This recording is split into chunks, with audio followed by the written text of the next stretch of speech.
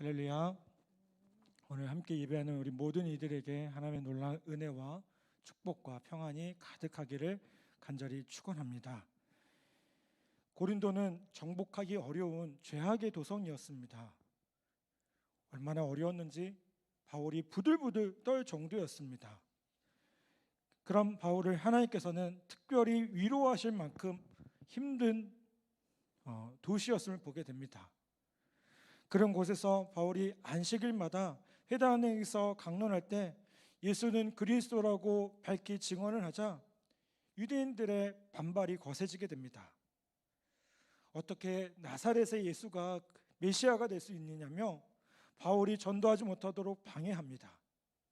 결국 바울은 그들을 향해 옷을 털며 이렇게 말합니다. 18장 6절에 보면 이렇게 말씀합니다. 그들이 대적하여 비방하는 학원을 바울이 옷을 털며 이르되 너희 피가 너희 머리로 돌아갈 것이요 나는 깨끗하니라 이후에는 이방인에게로 가리라 하고 라고 말씀합니다. 여러분, 옷을 터는 행위는 나는 너희에게 더 이상 책임이 없다라는 의미예요. 복음을 거부한 대가가 고스란히 그들 자신에게 돌아갈 것이라는 거예요. 여러분, 우리 가족들 가운데도 성도들 가운데도 믿지 않는 식구들이 있습니다. 그러니까 나는 열심히 신앙생활 하는데 남편이나 또 누군가가 믿지 못하는 가족 중에 또 누군가가 믿지 않는 그런 경우도 분명히 있습니다. 그것 때문에 참 어려운 상황 가운데 있는 성도들을 제가 보게 됩니다. 그런데 평생 그렇다고 예수 믿으라는 말 한마디 않고 그 영혼에 관심이 없다면 뭘까요? 그 사람은 가족에 대한 책임을 다하지 못한 사람임을 보게 돼요. 제가 그 어려움을 모르는 것이 아닙니다. 얼마나 어렵겠습니까? 요즘 같은 시기에서 예수 믿고 교회 가자는 게 참 쉽지 않다는 것도 저도 알고 있습니다. 그런데 여러분, 우리에게는 어떤 책임이 있습니까? 하나님의 은혜로 구원받았다면 그 은혜를 전할 책임이 있습니다. 그 은혜를 나눌 책임이 있습니다. 제가 그런 얘기를 자주 해요. 우리 여자 집사님들 홈쇼핑 얘기, 홈쇼핑에서 좋은 게 나오면 어떻게 하죠? 나만 누립니까? 네. 서로 전해가지고 요즘에 오늘 홈쇼핑에 이게 나왔는데 이렇게 좋다네. 네. 근처에 대형마트만 가도요. 오늘 코스트코를 갔는데 이런 상표를 말해도 되게 거기 뭐가 있다네. 여러분, 좋은 거는 어떻게 하고 싶어요? 나누고 싶어요. 그러면 여러분, 우리가 믿는 예수는 과연 좋은 게 맞습니까? 그렇게 좋은 건데 왜 우리는 예수를 나누는 것에 대해서 주저합니까? 힘겨워합니까? 물론 이런 것에서 가장 자유롭지 못한 사람도 저임을 보게 돼요. 제가 군목으로 사역하면서 느끼는 게 뭐냐면요, 군대 오기 전에는 저는 교회 안에서 자랐습니다. 쉽게 말하면 교회 오빠였어요. 무슨 말인지 이해되시죠? 모태신앙으로 자라서 초등학교, 중학교 다 교회 안에서 자라고 심지어 대학교도 신학교를 갔습니다. 대학원도 마찬가지고요. 그리고 딱 군대에 왔는데요, 우리 집사님하고 제가 훈련받았던 그 얘기를 오늘 예배 전에 잠깐 얘기했는데 그렇게 훈련받으면서 자대에 딱 왔습니다. 제가 부대에 와서 자대에 와서 처음 들었던 말이, 제 상급자로부터 처음 들었던 말이 뭐냐면 야였어요. 야, 신중이 일로 와봐. 그분은 교회 다니는 분이 아니셨어요. 그 자리에 저희 교회 집사람들이 계셨어요. 당황을 했죠. 아니, 목사님한테. 근데 제가 그때 깨달았죠. 뭘 깨달았을까요? 내가 너무 온실 속의 화초였구나. 온실 속의 화초였구나. 여러분, 나중에 제가 그분한테 그런 얘기 했어요. 그렇게 부르셔도 된다고. 근데 제가 목사라서가 중요한 게 아니라 사람과 사람으로서 좀 대해 주셨으면 좋겠다고. 저를 좀 많이 힘들게 하셨거든요. 처음에 아마 이제 머리도 짧고 어리고 젊어 보이니까 이제 군기를 좀 잡으시려고 하셨던 것 같아요. 연대에서. 그랬어요. 과장님, 그렇게 하셔도 좋지만, 목사에 대해서 뭐 이래라 저래라 하셔도 좋지만, 그래도 사람과 사람으로 좀 대해 주셨으면 좋겠다고.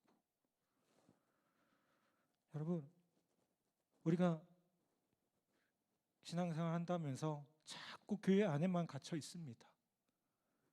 교회 안에만 머물러 있으려고 해요. 여러분, 교회는요, 교회 안에 있는 사람들을 위해서 존재하는 곳이 절대 아닙니다. 오늘 여기서 함께 말씀을 듣고 이 말씀으로 놀라운 은혜를 누렸습니까? 그렇다면 우리가 어떻게 해야 될까요? 삶의 자리로 나아가셔야 돼요. 내가 만나는 사람들에게, 내가 함께 나누는, 함께하는 그 사람들에게 정말 예수님 한번 믿어보라고, 내가 믿는 예수님이 얼마나 좋은지 한번 믿어보라고, 그렇게 말 한마디 할 수 있어야 된다는 겁니다. 여러분, 교회도, 교회 자체도 마찬가지예요. 교회는요, 그 지역을 담당해야 돼요. 우리 교회는 논산시 양촌면, 또 국방대학교 그 지역에 있습니다. 그러면 우리 교회가 이 지역에서 해야 할 역할들이 있다는 거예요. 주변 사람들이요, 어떻게 사는지, 이들이 얼마나 악한 사람들인지, 여러분, 그게 문제가 되지 않아요. 문제는 뭐예요? 우리가 얼마나 그들에게 다가가고 전하는가입니다. 그들에게 얼마나 복음을 들을 기회를 주었는가입니다. 성도들이 다 입 다물고 또 가만히 교회만 드나들면 하나님은 그 책임을 우리에게 물으실 겁니다. 그때 뭐라고 대답하시겠습니까? 바울처럼 옷을 털어버릴 수 있을까요? 바울이 옷을 털어버린 이유가 뭡니까? 그렇게 전했는데 아무런 반응도 없고 오히려 뭡니까? 여기 6절에 보면 대적하여 비방하거늘 이라고 말씀하거든요. 바울에 대해서 대적합니다. 비방합니다. 그러니 바울이 뭐 한 겁니까? 이제 그만할래. 나 옷 털고 그만할 거야 라고 그렇게까지 한 겁니다. 여러분, 그리고 이 고린도에서의 선교 그 과정이 이제 결국 어떻게 될까요? 대성공을 거두게 됩니다. 18장 8절에 보면 회당장 그리스보가 온 지방과 더불어 예수를 믿게 됩니다. 그리고 수많은 고린도 사람들이 복음을 듣고 믿어서 세례를 받게 돼요. 여러분, 이 사실은 바울에게 큰 힘이 되었을 겁니다.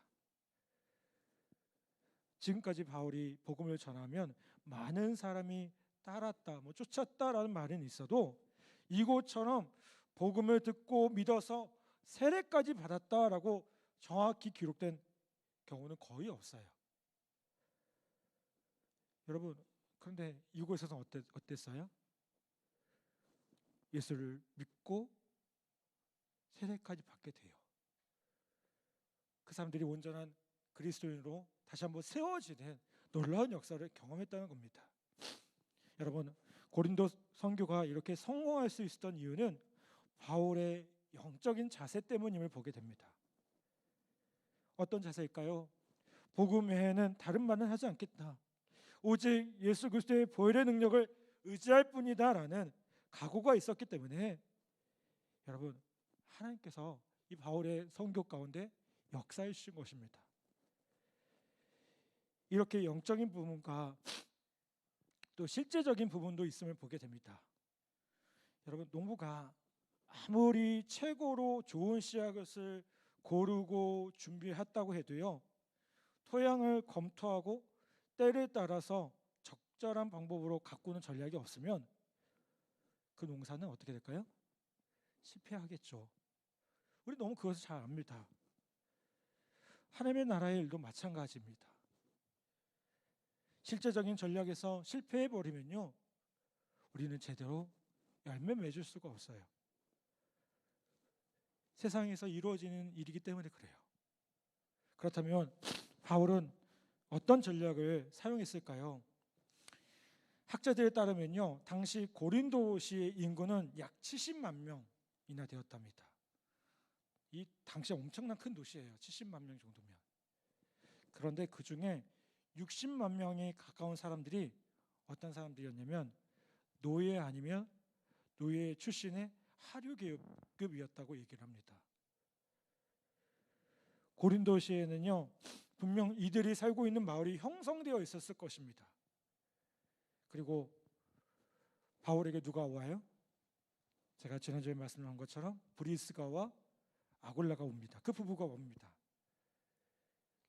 이 브리스가와 아굴라가 어떤 상황이었습니까? 로마로부터 추방돼서 오는 거예요. 근데 추방돼서 자리를 딱 잡았는데 어디에 자리 잡았을까요?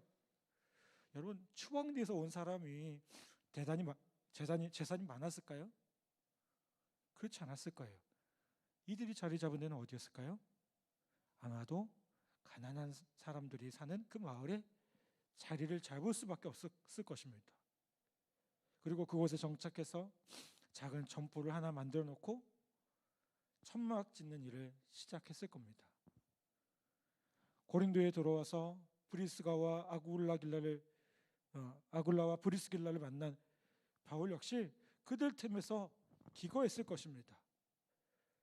여러분, 우리 자신이 바울이 되어서 하나님의 말씀을 가지고 고린도에 왔다고 생각해 봅시다.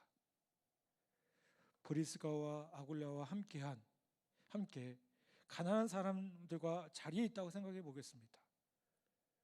그들과 함께 일하고 어울리고 아침 저녁으로 때마다 마주칩니다. 그들의 세계를 눈으로 보고 귀로 듣고 몸으로 부딪히며 살아갑니다. 가난하고 못 배운 사람들, 과거의 노예 생활로 마음에 상처 입은 사람들이 수두룩했을 것입니다.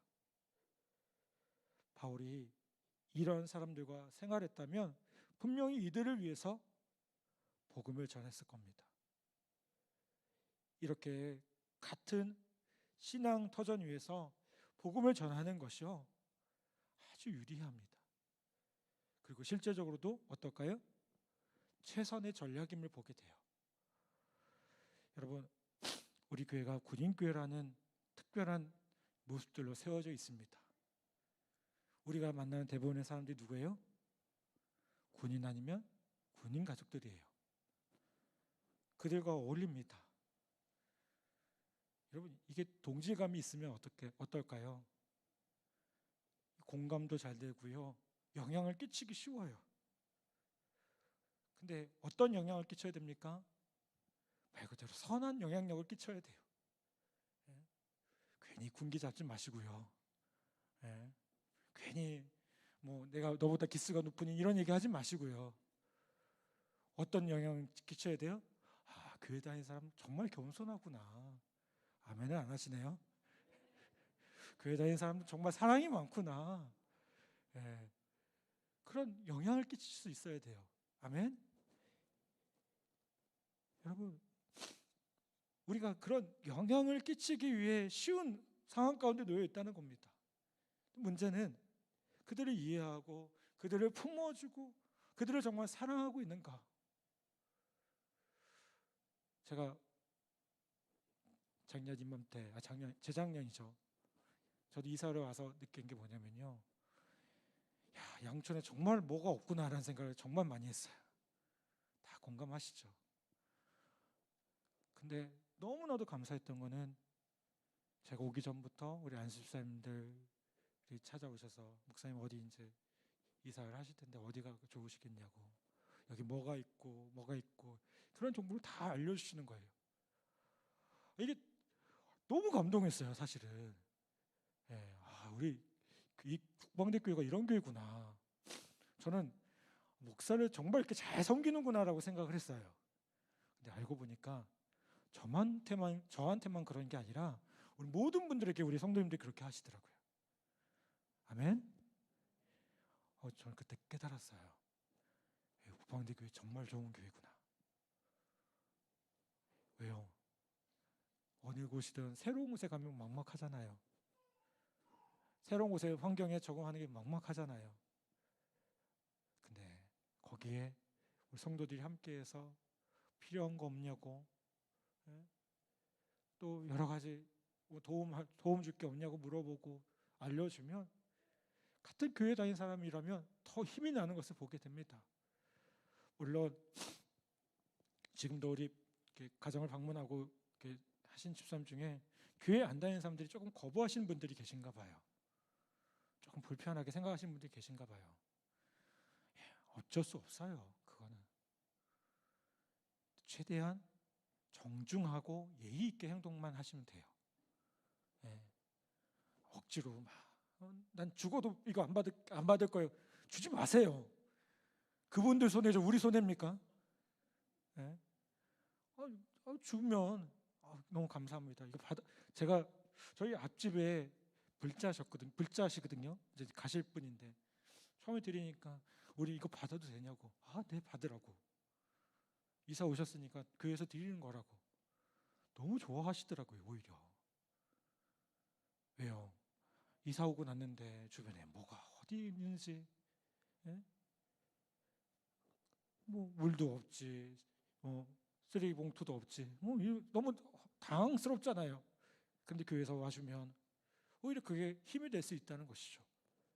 여러분, 우리가 그들에게 혹시 거절당한다 할지라도 주님의 마음으로 그들을 이해하고 품고 섬길 수 있는 우리 모두 되기를 간절히 바랍니다. 여러분, 이게 꼭 이사 때만이 문제가 아닙니다. 우리 모든 삶이, 매일매일의 삶이 마찬가지입니다. 저는 작년 우리 교회가 중보 기도라는 그 모임을 하면서 서로 기도하고 돕고 그런 모습들 참 많이 봤어요. 여러분, 교회는 단순히 기도만 하는 게 아니라 그 기도를 통해서 뭐 합니까? 도와줍니다.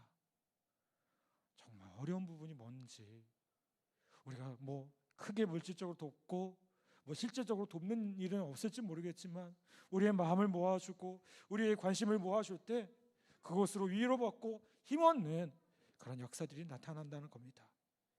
여러분, 우리가 아굴라요, 우리가 브리스가 길라요, 우리가 바울입니다. 여러분이 만나는 사람마다 하나님이 구원하기 원하신다는 사실을 꼭 기억하기를 간절히 바랍니다. 하나님이 왜 나를 이곳에 보내셨는지 물어보면서요, 그곳에서도 그리스도의 향기를 풍기며 살아갈 수 있는 우리 한 사람 한 사람 되기를 간절히 바랍니다. 또 생각할 것은 무엇이냐? 한 사람이라도 오면 교회는 그들을 끝까지 책임지고 보살펴 주어야 한다는 겁니다.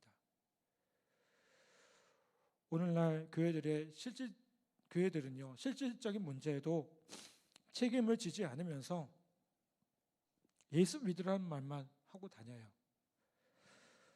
물론 예수 믿으라는 그 자체가 참 귀한 말입니다. 예수님이 우리의 소망이고 우리의 문제 해결자가 되시기 때문에 너무나도 귀한 것이에요. 그런데 여러분, 바울이라면 어떻겠습니까? 바울이 어떻게 했을까요? 바울 당시 교회는요, 일단 예수 믿고 공동체로 들어오면 다 함께 나누어 먹었습니다. 내 것, 너 것, 내 것 할 것 없이 다 나누어 먹었어요. 나누어 먹다가 굶어 죽는 한이 있더라도 다 같이 나누어 먹었습니다.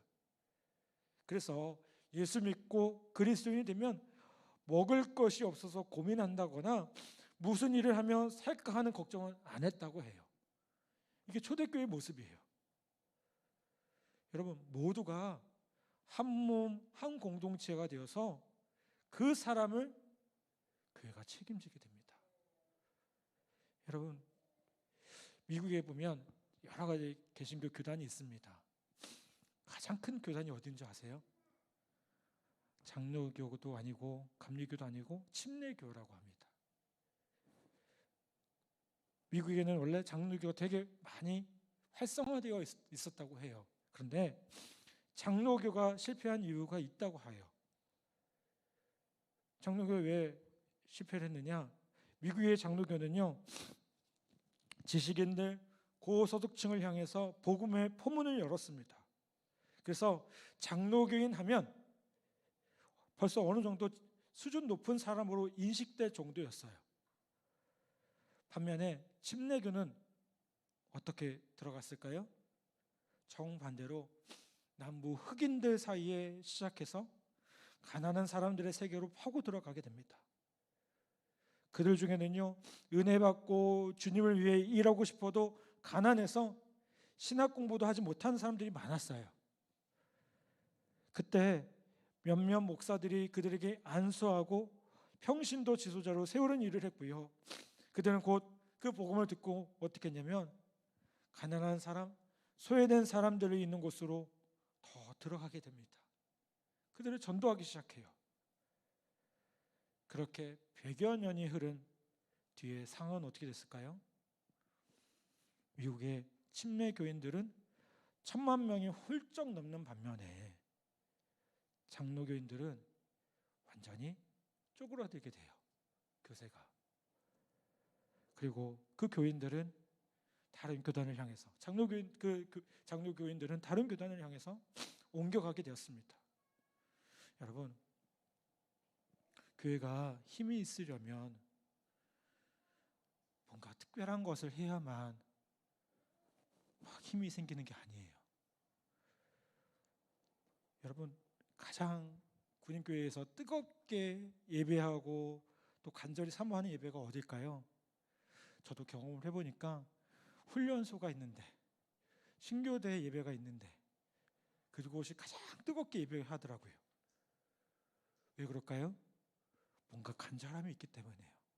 그 간절함을 또 채워주기 때문이에요. 저도 기억합니다.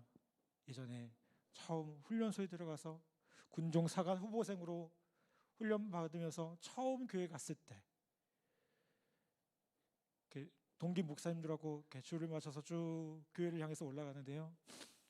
그날따라 실로암 찬양 소리가 들려요.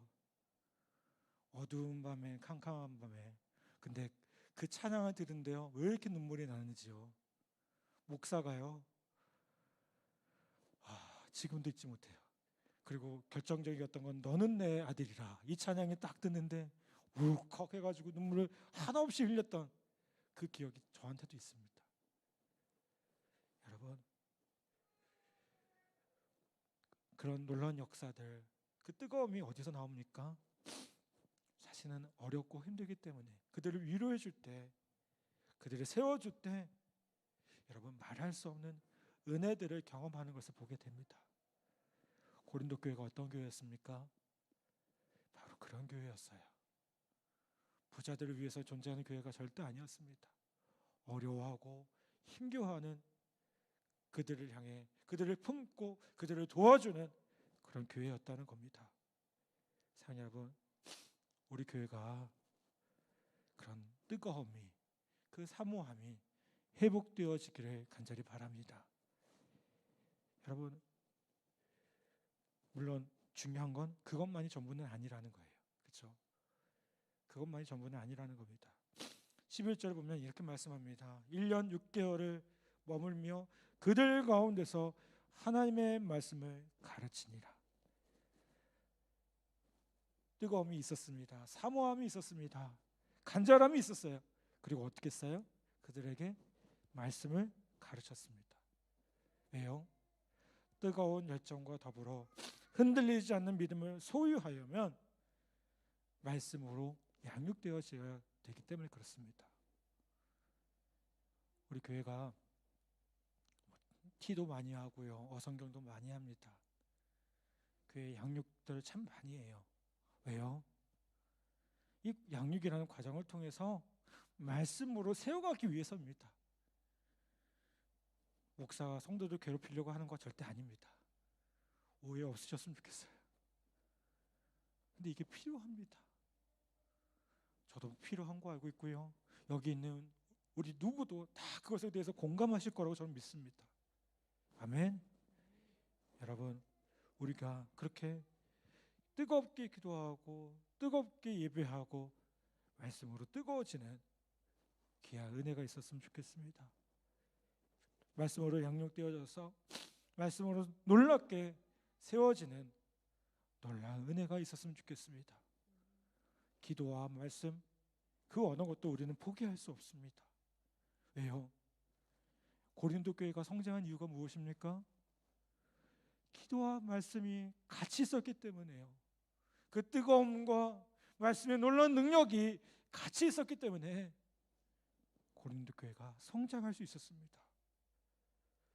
여러분, 우리가 이렇게 다시 한번 하나님의 말씀과 기도로 양육할 때 우리 교회 비전처럼 대한민국과 국군 복음화라는 놀라운 이 비전을 함께 만들어 가리라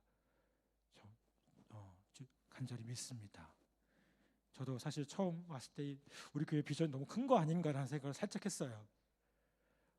제가 정한 건 아닙니다. 이미 정해져 있었어요. 근데 품고 기도하다 보니까요, 그렇게 기도가 돼요. 아멘?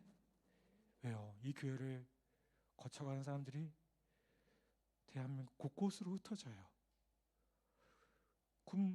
육해공군 해병대를 가리지 않고요, 곳곳으로 흩어져요. 와, 이게 상상하니까요, 이게 정말 대단한 거예요.